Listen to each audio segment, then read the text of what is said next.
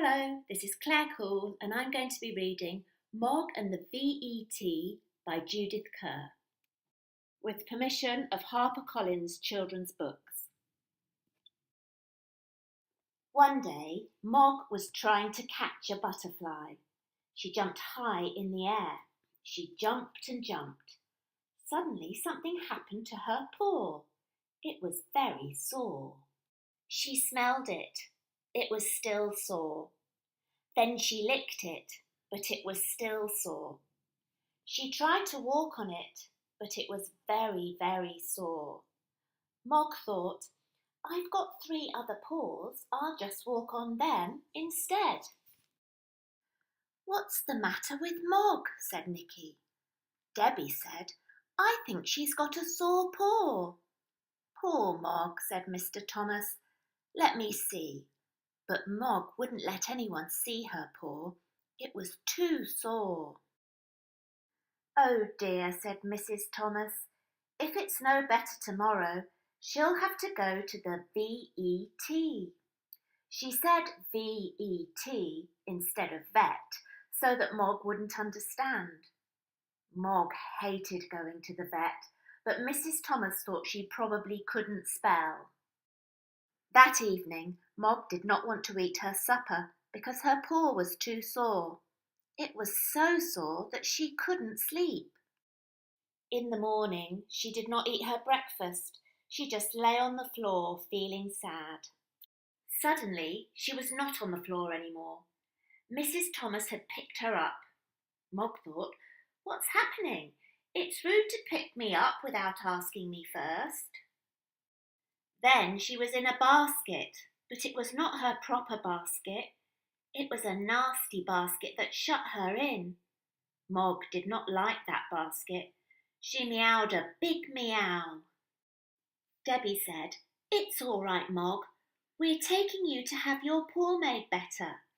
But Mog just wanted to get out of the basket. Then they were in the car. It made a big noise and all the houses and trees and people rushed past outside. Mog knew that that was not right. She meowed and meowed. At last the houses stopped rushing past and suddenly Mog was in a room. It was a room with lots of other animals. Mog thought, I knew it, I knew it. This is the place I hate. And she meowed more than ever. The other animals were sitting quietly with their people. They were surprised to hear Mog make so much noise. It's all right, Mog, said Debbie. It's all right, Mog, said Nicky. It's all right, Puss, said the nurse. But Mog wouldn't stop meowing.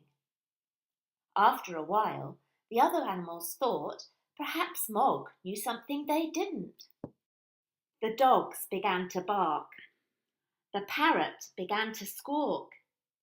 Even the hamster said, Eek, eek.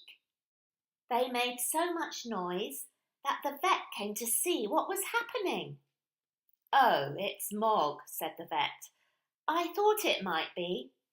Perhaps I better see her first. Mog suddenly thought she liked the shut-in basket after all. The vet tried to look at her, but it was very difficult. Perhaps this way will be easier, said the vet. There, said the vet at last. Now let's have a look at that paw. He did something very quickly. Then he said, All done. She had a nasty thorn in her paw, and look, here it is. Now I'll just give her a little pill and... Ow, said the vet. Oh, Mog, said Debbie. I'm so sorry, said Mrs. Thomas. Watch out for that cat, shouted the vet. Quick, catch it, shouted the nurse. I'll catch it, thought a big dog.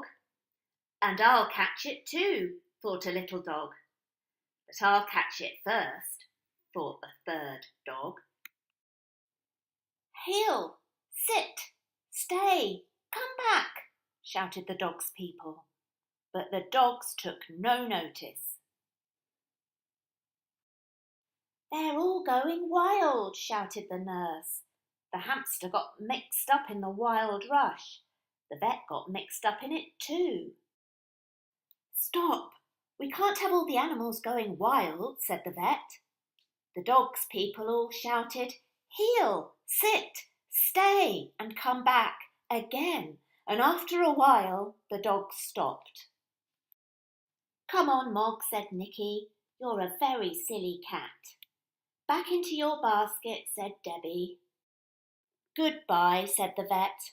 I think she'll be all better in the morning after a good night's sleep. And that night, Mog did have a good sleep. But the vet did not have a good sleep. The vet had a dream. It was a dream about wild animals. Mog had a dream too, but it was a lovely dream. Mog dreamt that she was a butterfly.